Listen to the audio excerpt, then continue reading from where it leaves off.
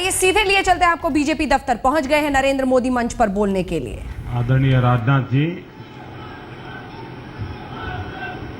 श्रीमान रामलाल जी, श्री नड्डा जी, डॉक्टर हर्षवर्धन जी, श्रीमान कोहली जी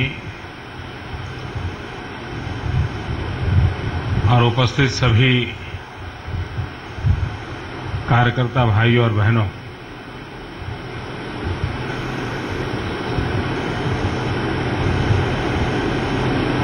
जब अटल जी पहली बार प्रधानमंत्री बने थे तो मैं उनके पास गया था ये प्रार्थना करने के लिए कि अटल जी आप 11 अशोका रोड पर आइए। तो जैसा उनका कार्यशैली थी वो काफी देर तक मेरे सामने देखते रह गए। तो बोले क्या जरूरत है?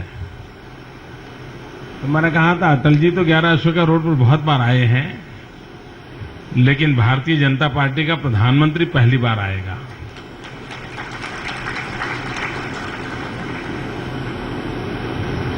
और मुझे याद है कि मैं और बापू आप्टे उस समय ये कुर्सियां लगाते थे, ये सारी सजावट करते थे कि अटल जी आने वाले हैं। बाहर मालाएं बालाएं बांध रहे थे। कुछ कार्यकर्ता के हमारे जो कार्यकर्ता आज भी हैं, पुरानी टीम, तो हम लोग एक उत्सव मनाने के मूड में थे उस दिन। और एक अलग ही माहौल था उस दिन, क्योंकि हम लोगों के लिए अपनी पार्टी का प्रधानमंत्री और वो अपने कार्यालय पे आए। उस समय मैं व्यवस्था देखता था और मैं कल्पना नहीं कर सकता हूं कि आज आप सब मुझे ये सम्मान दे रहे हैं। जैसे नड्डा जी बता रहे थे, मैं यही कार्यालय में रहता था, एक छोटे से कमरे में, और कई वर्षों तक यहां कार्यालय के साथियों के साथ काम करने का सौभाग्य मिला है।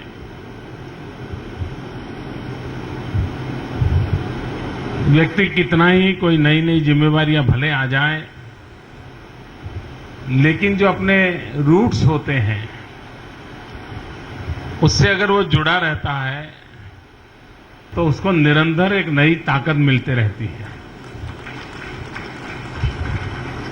तो कार्यालय आने के पीछे मेरा इरादा ये था, यहां से मुझे एक नई ऊर्जा मिले, नई ताकत मिले, नई प्रेरणा मिले, क्योंकि इस धरती का अपना योगदान है। सालों से इस कार्यालय में अनेक अपने महानुभावों ने अनेक नई योजनाएं बनाई हैं, नए कार्य किए हैं, प्रेरणा दी है, परिश्रम किया है।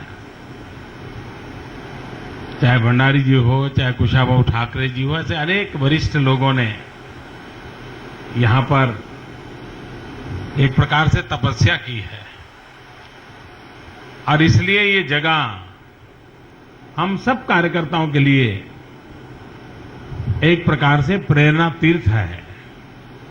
और इसलिए प्रधानमंत्री बनने के बाद मेरा स्वाभाविक मन था कि मुझे एक बार कार्यालय जाना चाहिए। तो मैंने रामलाल जी से आग्रह किया था कि मैं एक आध बार कार्यालय आना चाहता हूं। तो मैंने कहा संडे होगा तो अच्छा रहेगा, ताकि और कामों से मैं थोड़ा समय निकाल पाऊं। तो आज मुझे रामलाल जी ने समय दिया था कि आप इस समय आइए। तो रामलाल जी ने जो समय दिया उस समय पर मैं आपके बीच आया हूं। चुनाव के समय हर एक के पास इतना काम होता है, इतनी विविधताओं से भरे हुए काम रहते हैं कि एक बिल्डिंग में भी दो लोग आराम से एक दूसरे को मिल नहीं पाते हैं, सुख दुख पूछ नहीं पाते। एक ही बिल्डिंग में काम करते हैं लेकिन हफ्ते भर मिल नहीं पाते, इतना काम रहता है। तो मैं भी उस समय लगातार दौड़ता रहता था। दिल्ली आना भी मेरा कम हुआ, क्योंकि देश में मैं भ्रमण कर रहा था। जो मुख्य टीम थी, चुनाव व्यवस्थापन देखती थी, उनका भी बड़ा आग्रह था, एक आध बार हम लोग सब मिलना चाहते थे। मैंने उनको कहा था कि आप मिलने के लिए मत आइए, मैं खुद आऊंगा। तो इसलिए भी मैं आज उस समय जो टीम थी जिसने पूरे चुनाव संचालन किया था, उन सबको भी मैं अभिवादन करता हूं, क्योंकि बहुत ही अच्छे ढंग से, अब हम लोगों का स्वभाव जरा कम रहता है, हम ज्यादा हिस्ट्री कॉन्शियस नहीं है, इसलिए पूरा कैंपेन कैसे चला, कितने प्रकार की योजनाएं बनी, कैसे कैसे मोड़ आए, किस प्रकार से उस स्थितियों में सब ऊपर उठे, बहुत सी बातें होती हैं। मैं नहीं जानता हूं कौन इस पर कोई किताब लिखेगा कि नहीं लिखेगा, लेकिन दुनिया में छोटे छोटे देशों के भी चुनाव अभियान पर किताबें छपती है। एक किताब तो बड़ी प्रसिद्ध हुई थी जब यूके में टॉनी ब्लेयर पहली बार जीत करके आए थे, और एक किताब निकली थी स्पिन डॉक्टर। तो चुनाव में किस प्रकार से रणनीति बनाई और किस प्रकार से उन्होंने विजय प्राप्त किया, उसके सारा वर्णन उसमें है। न्यू लेबर करके भी एक और किताब निकली थी, जिन्होंने एक आइडियोलॉजिकली किस प्रकार से नया बदलाव लाया था।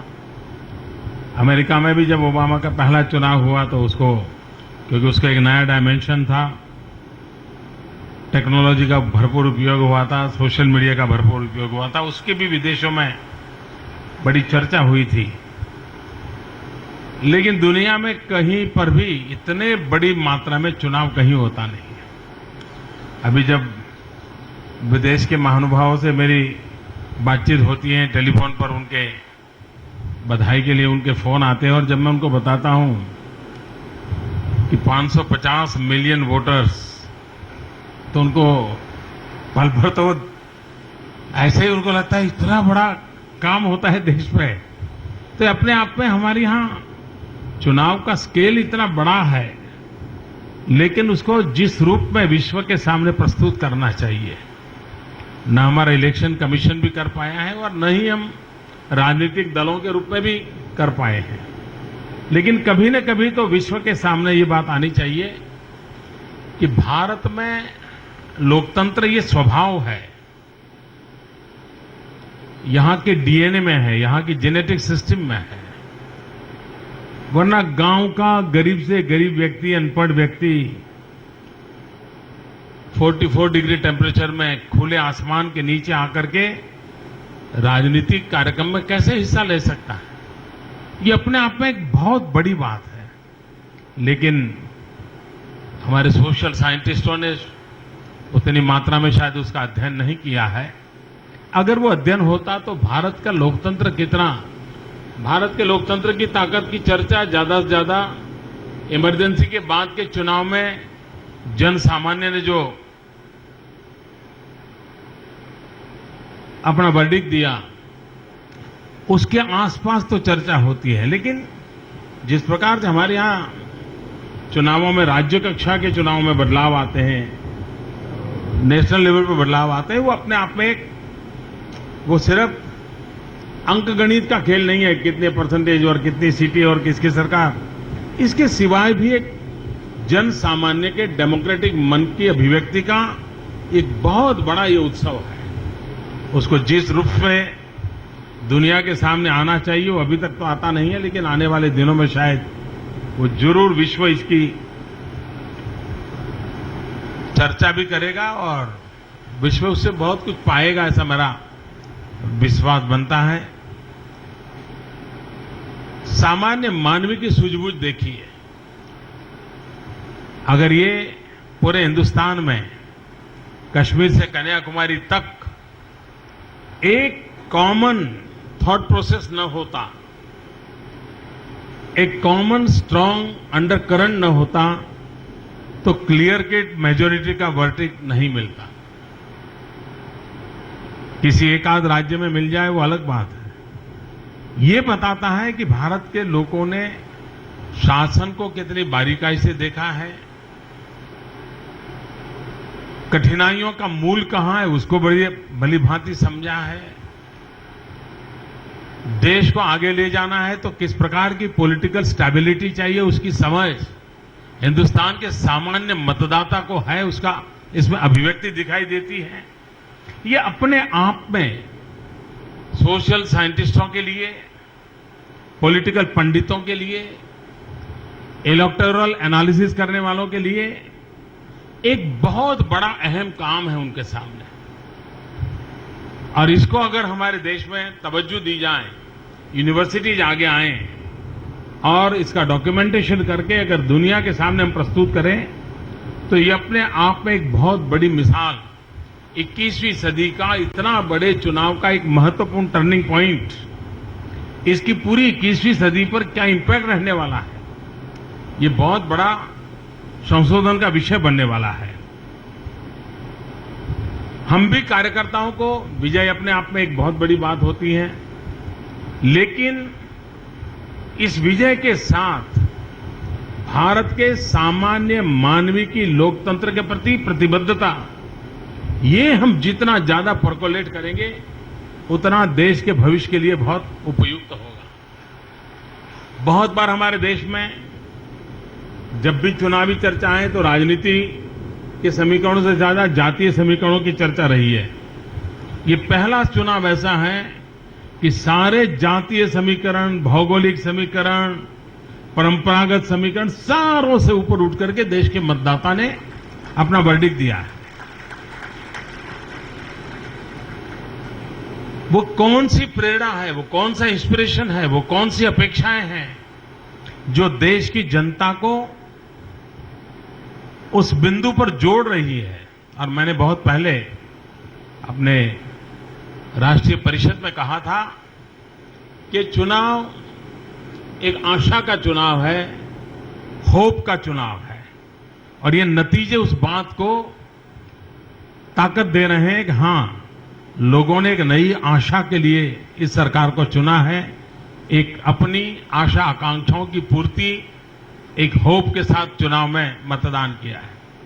और इसलिए सरकार की, भारतीय जनता पार्टी की और हम सबका दायित्व बनता है कि हम जन सामान्य की आशा आकांक्षाओं पर खरे उतरे, मेहनत करने में कोई कमी न छोड़ें और हमारे निर्णय सामान्य मानवी को अगर ये भरोसा दे सकते हैं कि हां भाई, अच्छा करने की दिशा में निष्ठापूर्वक किया गया ये प्रयास है, तो ये देश कभी भी आपसे नाता नहीं तोड़ेगा, मैं आपको विश्वास दिलाता हूं।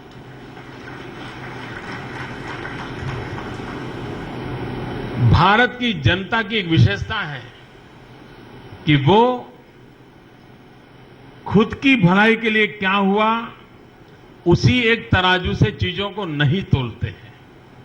वो एक तराजू होता है, लेकिन ज्यादातर उस तराजू की ताकत ज्यादा होती है कि आपके प्रयास कितने निष्ठापूर्वक हुए, आप अपने प्रयासों में कितने प्रतिबद्ध थे, आप अपने प्रयासों के प्रति सामान्य मानवी को केंद्र बिंदु में रख करके कितने आगे बढ़ रहे थे। ये अगर हम निष्ठा की कसौटी पर खरे उतरते हैं तो ये देश की जनता पलक पावड़े बिछा करके आपका स्वागत सम्मान करती रहती है। ये देश की विशेषता रही है। और इसलिए हम जहां भी हो, जो भी दायित्व मिला है उसको पूरी निष्ठा के साथ, पूरी पवित्रता के साथ, पूरी प्रतिबद्धता के साथ हम जन सामान्य की इच्छा आकांक्षाओं के अनुरूप कैसे आगे बढ़ाते हैं, उसके आधार पर तय होगा कि और देश के लोकतंत्र में बहुत जरूरी है कि भारत की जनता का विश्वास टूटना नहीं चाहिए। भूतकाल में जनता ने प्रयोग किए हैं, जनता ने साहस दिखाया है, लेकिन समय समय पर उसे निराशा मिली है। वो पहले से ही सन 1967 से जनता कांग्रेस से विमुख हो चुकी थी, लेकिन और प्रयोगों ने उसको और निराश कर दिया था और फिर गुम घाम करके मुड़ करके भाई वहीं चले जाना पड़ता था। ये हम लोगों का दायित्व बनता है कि जनता तो हमसे 10 कदम आगे है, हम जनता के साथ कदम से कदम मिला करके देश हित में उसकी आकांक्षाओं के अनुरूप किस प्रकार से अपना आचरण करे, किस प्रकार से अपनी गतिविधियां चलाए, किस प्रकार से अपने कदम उठाए, उसके आधार पर देश के सामान्य व्यक्ति का लोकतंत्र पर भी विश्वास और बढ़ेगा, जो पूरे विश्व के लिए एक ताकत बन सकता है। भारत जैसे इतने बड़े देश की लोकतांत्रिक ताकत का बढ़ना यानी विश्व पर इसका इन्फ्लुएंस होता है, विश्व पर इसका प्रभाव होता है। हमने कभी भारत के दायरे के बाद हमने आपको सोचा नहीं। हम बहुत बड़े देश हैं, हम बहुत पुराने देश हैं, हम बहुत बड़ी ताकत हैं। ये विश्व को अनुभूति हमें करानी होगी और एक बार अनुभूति कराएंगे तो विश्व भी हमें अपने के साथ बराबरी का दर्जा देने से कभी भी कोताही नहीं बरतेगा, ये मेरा विश्वास है।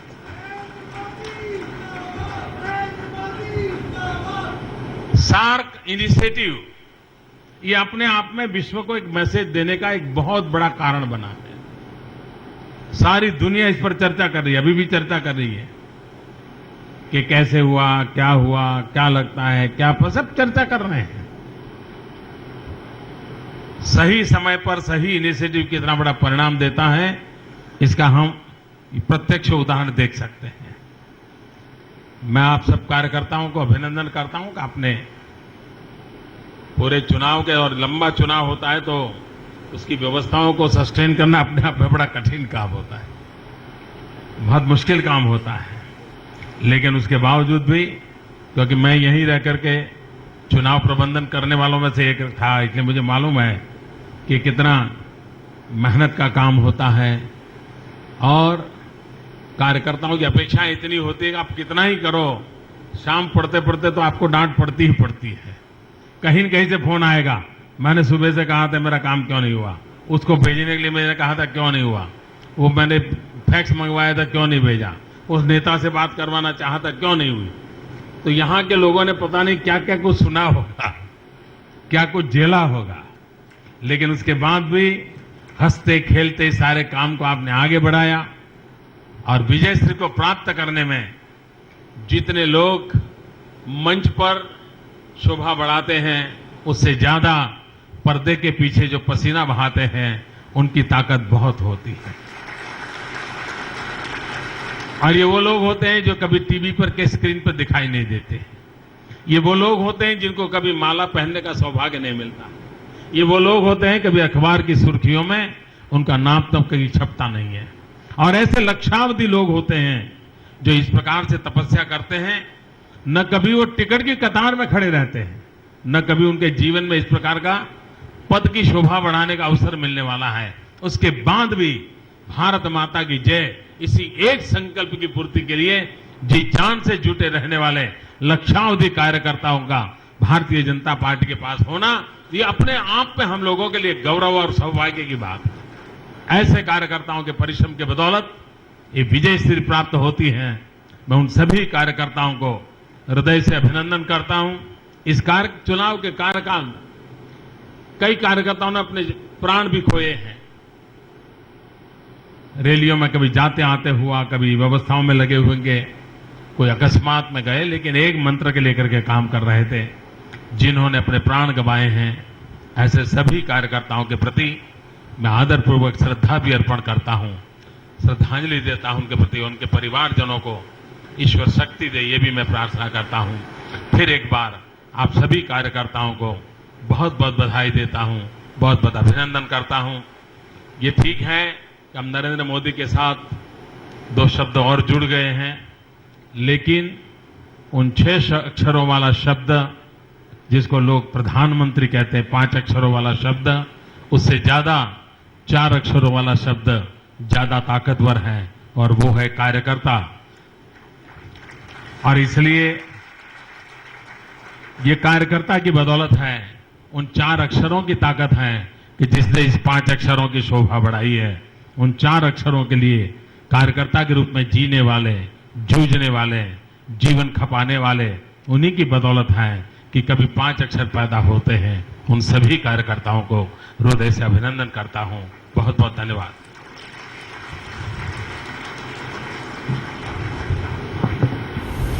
धन्यवाद आदरणीय मोदी जी, आपके भावनापूर्ण मार्गदर्शन हम सबको मिला। हम सब लोग आपके बताए रास्ते पर चलेंगे और पार्टी तो 5 अक्षरों वाले प्रधानमंत्री शब्द से कहीं ज्यादा ताकतवर है 4 अक्षरों वाला कार्यकर्ता शब्द, और उसी कार्यकर्ता को आज सफलता की जीत में कह लीजिए, जश्न में कह लीजिए, रोशनी में कह लीजिए, शामिल करते हुए देश के प्रधानमंत्री नरेंद्र मोदी। अच्छे दिन बीजेपी कार्यकर्ताओं के बोनस लेकर आए हैं प्रधानमंत्री। ये सौगात है उनके लिए, 3 महीनों का बोनस। लेकिन इससे भी शायद ज्यादा खुशी इस बात की होगी कि कम से कम जीत के बाद आज प्रधानमंत्री यहां पर आए हैं और उस सफलता में उनकी जो भूमिका रही है उसको सम्मान दिया जा रहा है।